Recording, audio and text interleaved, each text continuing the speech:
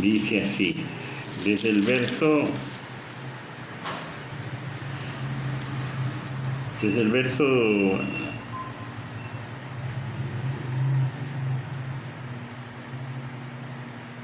el verso 1.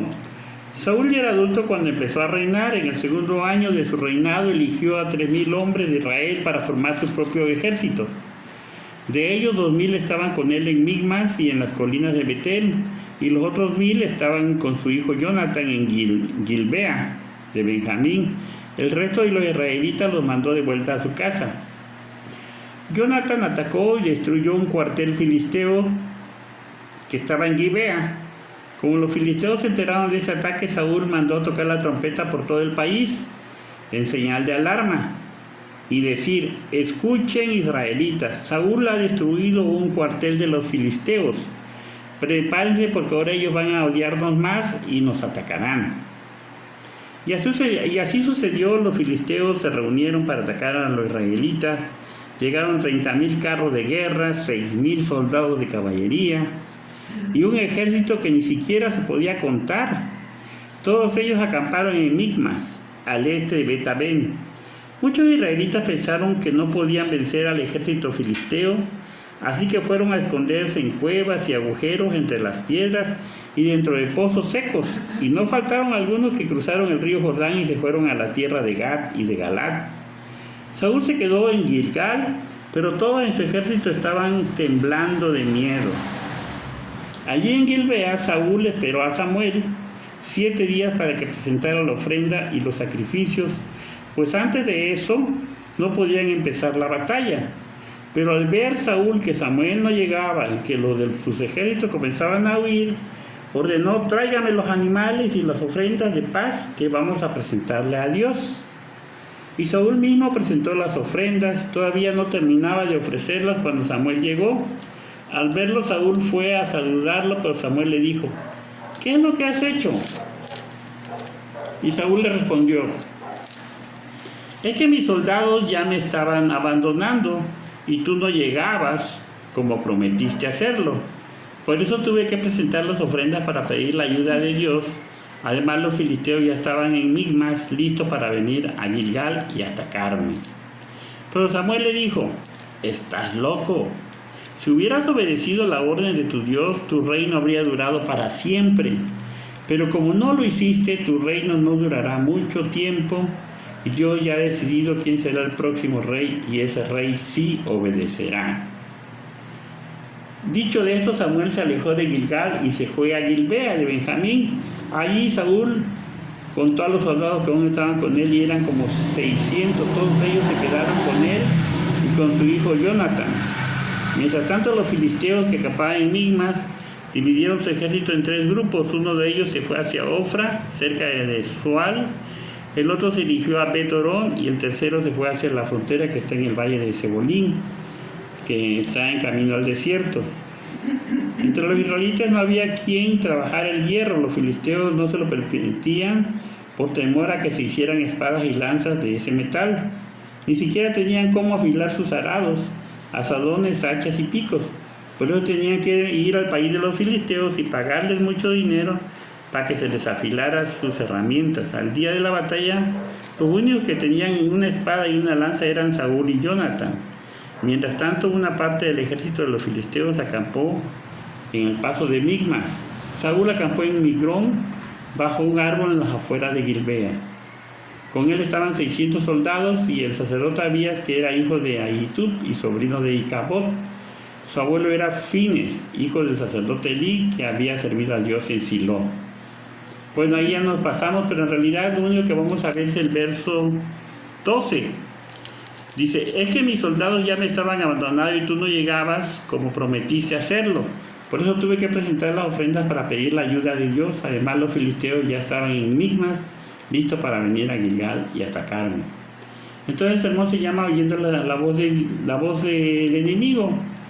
Y yo creo que con este relato nosotros nos podemos dar cuenta cómo ataca el enemigo. Y el enemigo crea circunstancias, crea eventos. como el enemigo es dueño de este mundo, el enemigo maneja a la gente a su favor de él, y por lo tanto pareciera ser que a nosotros nos está yendo mal. Y el juego de Satanás, ¿saben qué es? Es que uno le crea su juego, que uno le crea lo que está pasando. Vamos a decir así, ustedes vieron que en la pandemia el enemigo empezó a usar a gente que usara cubrebocas, y quien no podía, era como un ensayo, quien no tuviera cubrebocas pues no entraba a las tiendas, y a veces uno tenía necesidad de las transacciones económicas que tenían que comprar cubrebocas para entrar, y había tiendas que lo que querían era vender y no importaba si llevaras cubreboca o no, y la gente obedecía nada más por obedecer, pero en realidad para uno cubrirse de un virus, el virus es algo que es muy difícil de detectar. Necesitaríamos, yo lo he dicho, necesitamos tener una cortina de desinfección al cruzar tu casa, de cuando vienes de la calle, y cuando andas en la calle necesitas haber tenido lentes, orejeras, cubrebocas, camisa manga larga que te cubría todas las partes de tu piel, porque el virus, guantes, porque el virus cuando se pega, ahí se mantiene hasta que penetra. Entonces, claro que penetra más fácil en los ojos, en la nariz, en la boca, y por eso es que era altamente contagioso. Pero en realidad, todo ese escena, déjenme decirles que todo eso es una atmósfera que el enemigo crea. Y cuando tú caes en esa atmósfera del enemigo, entonces tú te pasa lo mismo que a Saúl. Empiezas a obedecer la voz del enemigo. ¿Sí? Hacerle caso. ¿Mandé? Hacerle caso. Exactamente, hacerle caso.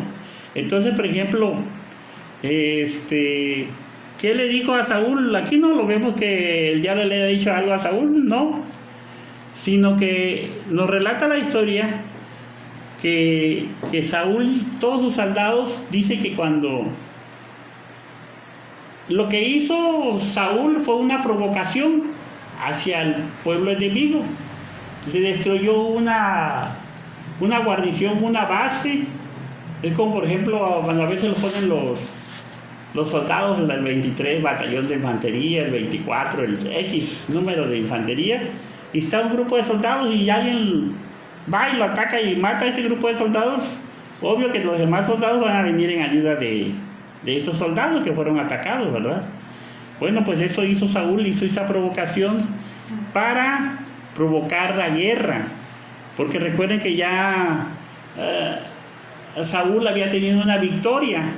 Inclusive decían, ¿quiénes hablaron de que no iban a ser rey para aquí mismo matarlos? No, ellos un día, ahí todavía Saúl era rey sabio todavía.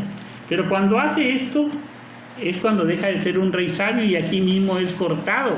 Ustedes acabamos de leer cómo, inclusive cuando se le agarra el manto a Samuel, my wife,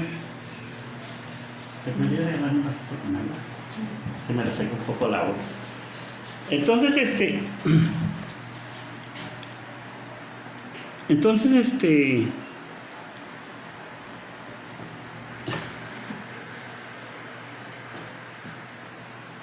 entonces obedecemos la voz de Dios. Entonces, a veces, por ejemplo, en casa, ¿cómo puede ser en casa? Algo creado por una atmósfera enemiga. Bueno, voy a decir cómo. Supongamos que alguien de la casa, obvio que no está con Dios, arma un pleito. Él forma una atmósfera y empieza a generar pleito. Eso es una provocación. Esa provocación hace que tú en determinado momento tú la rechaces o te metas dentro de su atmósfera de ellos. ¿Sí? Entonces, cuando tú te metes en la atmósfera de ellos, tú quieres pelear al igual que él o ella. ¿Sí me explico? Entonces, perdón, voy a tomar un poco de agua.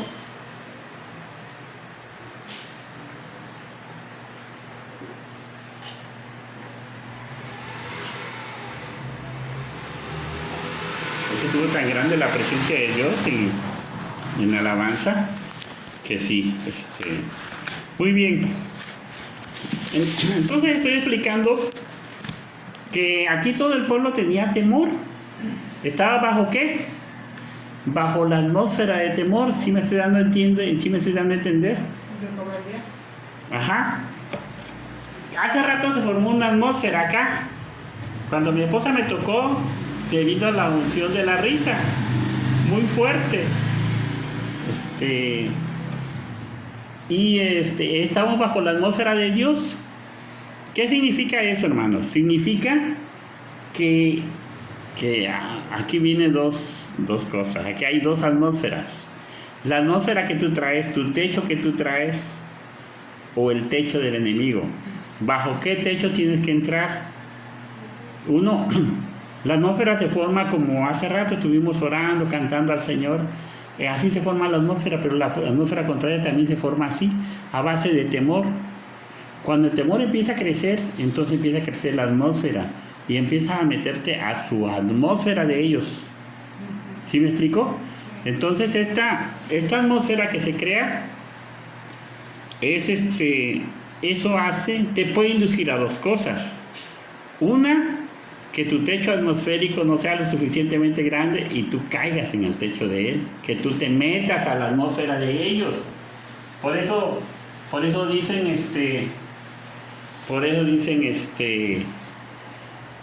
vente aquí a mi terreno, vente aquí. Por eso hay los equipos de fútbol que juegan en casa y cuando quedan afuera. Y dicen que aquí en mi casa es muy difícil que me vayan a ganar cuando los equipos juegan locales, pues. Pero es lo mismo, lo que estamos diciendo. ¿Por qué en casa es más difícil que le ganen al equipo de casa?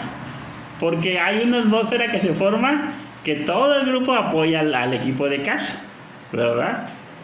Es bien importante e interesante esto porque muy pocos de realidad pastores, al menos yo no he escuchado a muchos, que hablen de la atmósfera que forma el enemigo. Pero el enemigo forma una atmósfera y esa atmósfera fue que el miedo a que ellos dicen, muy bien Israel, ahorita vas a ver de lo que somos capaces, y le empiezan a arrimar gente y aquellos empiezan a sentir miedo. Dice que incluso unos se pasaron para otro pueblo, como yo digo, yo no soy de israelita, ahí nos vemos. ¿Sí me explico? Cuando dice que ellos unos hasta se pasaron por el río Jordán. Recuerda que el río Jordán era de entrada, pero también el río Jordán servía para salir. Así que muchos dicen que salieron. No, yo de aquí no soy. Yo, si conocía al pueblo de Israel, yo ni me acuerdo. ¿Sí me explico? Ese es el sentido que estás dando acá. Y otros dicen que se fueron a cuevas, otros, era tanto el temor. O sea, lo que el enemigo quiso producir, lo hizo. Formó la atmósfera de temor. Y entonces, cuando no, ya era costumbre en Israel que tenían primero que hacer un holocausto para Dios, para empezar a la guerra. ¿Y qué pasó? Cuando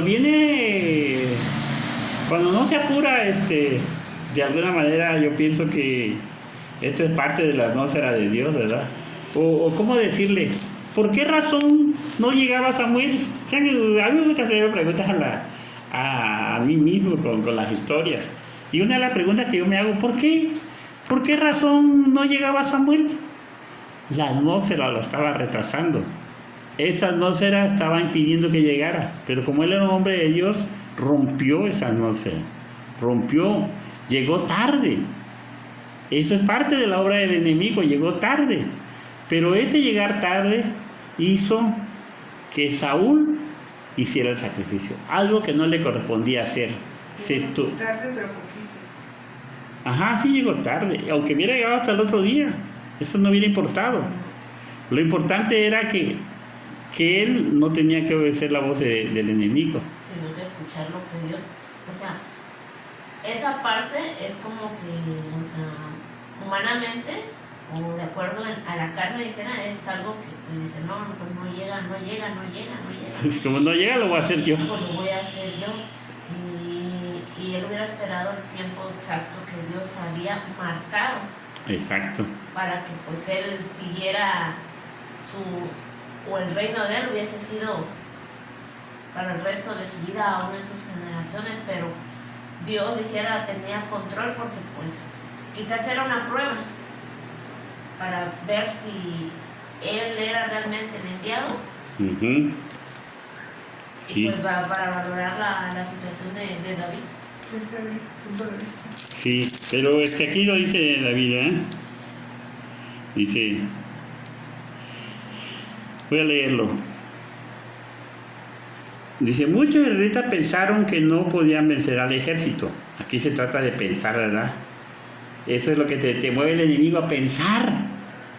A pensar, pero ¿qué pensar? Ese pensar es un pensar como el de ellos. El temor. Mira, si tú te vas a pensar conforme a la atmósfera del enemigo, entonces vas a pensar igual que el enemigo. O sea, el enemigo se juntó y como dicen algunos, con el puro miedo me basta. Dice antes cuando peleaba uno, ¿no? Yo me peleé muchas veces, por eso me sé estas cosas. Entonces, con el puro miedo me basta, ¿no? Entonces, y así el enemigo, esa era su finalidad. ¿Mande? No, su finalidad es infundir miedo. Una de las cosas de todos los ejércitos de todos los tiempos era infundir miedo. O sea, el miedo, que es lo mismo que empezó ustedes, no sé si ustedes se dieron cuenta en la pandemia, lo primero que empezaron a hacer es infundir miedo. Cuando empezó la pandemia, yo inclusive puse varios artículos en contra del miedo. Pero lo primero que hicieron es empezar que el pueblo tuviera miedo. Viene una gran pandemia que viene a destruir, una pandemia que viene a matar y que viene matando a mucha gente. Y decían, pero no presentaban a nadie. Y cuando presentaban los videos eran de una parte, no de todo el mundo, ¿verdad? Sobre todo pasaban lo de Haití, lo de que estaba pasando en la Dominicana. Que a veces nomás en las calles se miraba la gente. Ajá, sí que caía. Pero en realidad sí soltaron un virus. Pero un virus que al morir la gente, ahí se murió el virus, ¿verdad? No era como... Bueno, él actuaba como todos los virus. Habían virus que se resistían y virus que terminaban con la vida de las personas. Pero por el mismo del temor. Ajá, ahí funcionó mucho la cuestión del temor. Exactamente. Sí, eso es lo que dijera, baja nuestro sistema inmunológico. Lo bajaba, el miedo te baja su sistema inmunológico, exactamente. Y tu sistema inmunológico, al estar indefenso, rápido te atacaba el enemigo, ¿sí? Y fíjense que esa es una táctica de guerra. Los antiguos, cuando hacían su guerra, eso era, por ejemplo, creo que Alejandro Magno usaba elefantes y cosas así grotescas no sé si han visto los príncipes de Persia, no han visto la película La Guerra de los Príncipes de Persia. Ellos ponían a los hombres más feos, jorobados, más altos, llevaban rinocerontes, pero como era con el único fin de implementar el terror en la gente. Entonces siempre todas las guerras eran así. O sea, cuando presentaron esta guerra de la epidemiología, esa era la finalidad. Finalmente era que uno cayera bajo la esfera, que tú cayeras y empezaras a tener miedo. Eso era todo lo suficiente para que el enemigo en realidad te pusiera la enfermedad y murieras. ¿De acuerdo? Bueno, y luego ya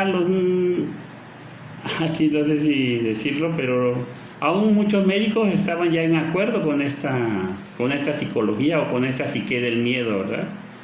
Porque ellos fueron los primeros que fueron instruidos sobre esta cosa que pasó. ¿Sí? Muy bien. Bueno, hasta ahí voy a decir, porque estamos en el público. Pero estamos viendo cómo yo estoy poniendo atención a esto. Dice aquí, Allí en Gilgal, Saúl esperó a Samuel 7 días para que presentara las ofrendas y los sacrificios, pues antes de eso no podía empezar la batalla. Pero al ver Saúl que Samuel no llegaba y que los de su ejército comenzaban a huir, ordenó: tráiganme los animales y las ofrendas de paz que vamos a presentarla ante Dios. Era rey, no sacerdote. Ajá, exactamente, a él no le correspondía hacer eso. Y todavía su reino estaba como a prueba, porque el pueblo había pedido rey. Y Samuel le preguntó a Dios, y dale su rey. Dijo Dios: ¿quieren rey? Dale su rey. Pero advierte de lo que va a hacer este rey, esto y esto. Pero era como el primer rey, estaba como a prueba todavía. Sí, estaba bajo un periodo de prueba. Y entonces esa era una prueba precisamente que él tenía que pasar ese examen. No pudo pasar ese examen porque todavía no terminaba de ofrecerla cuando Samuel llegó. Al verlo, Saúl fue a saludarlo, pero Samuel le dijo: ¿qué es lo que has hecho? Saúl le respondió: es que mis soldados ya estaban abandonando y tú no llegabas como prometiste hacerlo. Por eso tuve que presentar las ofrendas para pedir la ayuda de Dios. Además, los filisteos ya estaban en Enigma, listos para venir a Gilgal y atacarme. Aquí hay una cosa bien, bueno, y aquí hay tantas cosas que encierran estos versos, que dice: es que mis soldados ya me están abandonando, ¿verdad? Para Dios es difícil defenderte con uno. Recuerden que acabamos de ver la semana pasada, ¿no se acuerdan que vimos cuando Dios dijo: ¿cuántos soldados tienes? No, pues tenemos 32,000 soldados. Ah, son muchos. Después van a decir: no, porque como fuimos bastantes, nosotros lo hicimos, no necesitamos de Dios. Y Dios dijo: no, son muchos. La gente va a decir eso. Y la verdad, así somos, eso lo explicamos la vez pasada. Es decir, que se quedaron con 10,000, 22,000 personas se fueron. Y de esas 10,000 que quedaron, ya Dios dijo: no, todavía son muchos. A ver, llévatelos al arroyo, y ahí el que beba hincado y el que beba con las manos. Y dice que los que vivieron con las manos nada más eran 300. Y con esos 300 presentó una estrategia que derrotaron al pueblo. Entre ellos mismos se mataron y eran más numerosos que estos. Entonces, ¿qué podemos decir? Que Dios puede, con una estrategia adecuada, con poquitos, con esos 600 que tenía, le podía salvar Dios. Sí podía. Pero ¿qué pasaba? Que si se metió a la atmósfera de Dios, y entonces, aquí me gusta como dice aquí: mis soldados ya nos estaban abandonando. O sea, la atmósfera lo estaba obligando a él, estaba creyendo lo que la atmósfera es. A veces el enemigo va a crear una atmósfera en la que, y yo hoy le dije a mi esposa en la mañana, de hecho ahí nació el sermón, que le dije: mi esposa estaba lavando y no me quería hacer caso, y hasta que la toqué varias veces, y le dije: mira, vamos a hacer eso. ¿Y qué es lo que estaba pasando? Que mi hijo no tenía ingresos, mi hija no tenía ingresos, mi esposa no tenía ingresos, y yo ya me había dejado de obtener ingresos. Entonces, ¿qué me dije yo? ¿Qué me está queriendo decir el enemigo? ¿Que yo le crea que no voy a tener ingresos? No. Entonces yo le dije a mi esposa: confesamos que el enemigo no va a hacernos creer que no vamos a tener ingresos. Entonces eso en realidad eso es lo que dije yo: bueno, ahora ya sé que voy a predicar, porque a veces no sé qué voy a predicar. Entonces yo escuché la voz, la atmósfera del enemigo me estaba diciendo: ¿sabes qué? No vas a tener ingresos, no vas a tener con qué comer, te vas a secar, en otras palabras, ¿no? Entonces yo le dije: no, estás mal, yo no voy a escuchar tu voz. Y yo corrí con mi esposa y le dije: vamos a hacer esta declaración. Ya mi esposa me agarró la onda, como ella está en el espíritu, y ya hicimos la declaración juntos de que la abundancia viene, la riqueza viene, muchas cosas así son, ¿no? Así que bueno, dice: pero Samuel le dijo: estás loco. Si hubieras obedecido la orden de tu Dios, tu reino habría durado para siempre. Y quizás eso nos pasa a nosotros, hermanos. El momento que obedecemos al enemigo, estamos locos, ¿sí? ¿Y qué es lo que pasa? El propósito de Dios no se cumple, se quebranta, se rompe. El enemigo canta victoria sobre nosotros porque dice, jejeje, mira lo que Dios tenía y yo te lo hice perder. Mira, caíste en mi trampa. Y eso le dice, ahí está Dios. Eso el enemigo le presenta a Dios, ahí está. Ese es un primer tropezón que le puse, cayó.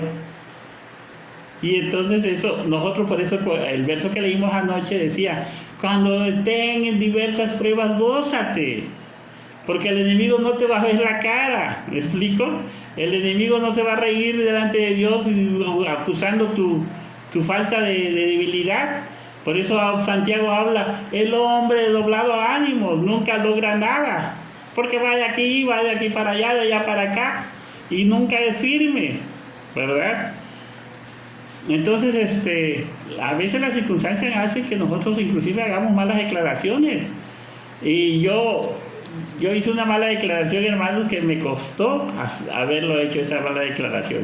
Le voy a decir ahora que me costó. Me costó 500 pesos haber hecho una mala declaración. Y sentí feo. Pero yo le digo, Señor, yo hice la mala declaración, perdóname. Nunca más volverá a suceder. Y de ahí este sermón se venía gestando dentro de mí de esa manera. Yo venía detectando los tiempos, venía yo sintiendo esos tiempos, porque como hijo de Dios voy sintiendo esos tiempos en lo que estamos pasando, en los tiempos que estamos viviendo. No podemos pasar desapercibidos del tiempo en que vivimos. ¿Y qué es lo que ese tiempo está reinando? Es una temporada que a veces el enemigo planea, pero que los planes de Dios tienen que salir adelante. Como hijo de Dios debemos salir adelante, dice. Pero como no lo hiciste, tu reino no durará mucho tiempo. Dios ya ha decidido quién será el próximo rey, y ese rey sí obedecerá. Dicho esto, Samuel se alejó de Gilgal y se fue a Gilbea de Benjamín. Allí Saúl contó a los soldados que aún estaban con él, y eran como 600. Todos ellos se quedaron con él y con su hijo Jonathan. Fíjense, ¿de cuántos eran el ejército? De 3,000. ¿De 3,000 cuántos quedaron? 600, ¿verdad? 2,400. 2,000, la mayoría se fue, ¿sí? Mientras tanto, los filisteos que acampaban en Mima dividieron su ejército en 3 grupos. Uno de ellos se fue hacia Ofra. Bueno, esto aquí ya, después ya vemos cómo Jonathan, Dios le da. Pero había algo bien interesante, que el pueblo no tenía armas. Sí, eso es muy interesante. Entonces, eso también es otro punto de vista, que a veces el enemigo te hace ver, esa es otra cosa, que el enemigo te hace ver que tú no tienes con qué. Ese es otro punto de vista a favor del enemigo. Por eso huyeron. Ajá, que no tengo con qué, no, si no tengo qué. ¿Qué dice Dios? ¿Qué le dijo el profeta a su criado? Es que ellos son muchos, mira, son multitud. Ay, Señor, abre los ojos, Padre, para que vea. Y dice que Dios le abrió los ojos y dice que eran más el ejército de Dios que ellos. Entonces, imagínense, hermano, el ejército de Dios. Por eso el enemigo tiembla. Aunque no lo creas, pero cuando tú vas caminando, el enemigo tiembla. Como hijo de Dios, el enemigo tiembla. Así es. Y no podemos dejar que la atmósfera del enemigo, cuando nosotros vamos, la atmósfera del enemigo se va cayendo en pedazos. No puede soportar la presencia de Dios, de los hijos de Dios. Quebrantamos, tenemos la autoridad de quebrantar. Es lo que yo le decía a Cindy anoche. Anoche le decía yo, como hijo de Dios, nosotros tenemos la autoridad de quebrantar. No el enemigo va a poner su atmósfera. Lástima que no vino Cindy, ¿verdad? Pero en realidad eso es lo que hace los hijos de Dios, quebrantamos atmósferas, porque nuestra atmósfera que vamos la hemos formado en estos tiempos de adoración, en esta presencia de Dios, y el enemigo no va a poder. Quiere poner su atmósfera de miedo, de hambre, de escasez, pero no podrá. Nuestra atmósfera la hace pedazos, la quebranta. No puede caminar, no puede avanzar hacia nosotros. Es más, nosotros vamos y él tiene miedo, porque donde nosotros vamos quebrando su atmósfera, vamos disminuyendo su reino. Así que bueno, hoy terminamos esta prédica con eso, de que pues David vemos que David es el próximo rey, que era un hombre conforme al corazón de Dios, y que él sí obedecía a Dios y que su reinado es para siempre, amén. Y ahí nació Jesucristo nuestro Señor, el cual hasta la fecha sigue reinando, amén. Amén. Vamos a orar. Vamos a ponernos de pie. Padre amado, en esta hora, Señor, estamos declarando, Padre, que la atmósfera del enemigo no puede contra nosotros. Pero no por nosotros, Señor, sino porque tu presencia va con nosotros. Que solamente necesitamos abrir los ojos a que tus millares de ángeles acampan alrededor nuestro. Y, Señor, el enemigo huye despavorido, tiembla. Toda estrategia es quebrada, quebrantada, hecha pedazos, porque la presencia va con nosotros. La presencia de tu Espíritu Santo va con nosotros, camina con nosotros. Y el enemigo no nos va a presentar un panorama negro, oscuro, que quieren poner su punto de vista. No, Señor, porque nosotros sabemos que teníamos al Cristo de la gloria, al que lo venció para siempre, y que la corona que nos pertenece es como reyes y sacerdotes, y avanzamos seguros de que la victoria es nuestra, Señor, de que el enemigo está derrotado, que nosotros ponemos nuestros pies sobre su cabeza y está derrotado, y le cortamos la cabeza como a Dagón. Sí, Señor, Padre, cae todo potestad que gobierna sobre Huixla, sobre Chiapas y sobre México. Hoy lo quebrantamos y quebramos, y quebramos toda atmósfera que el enemigo haya ideado.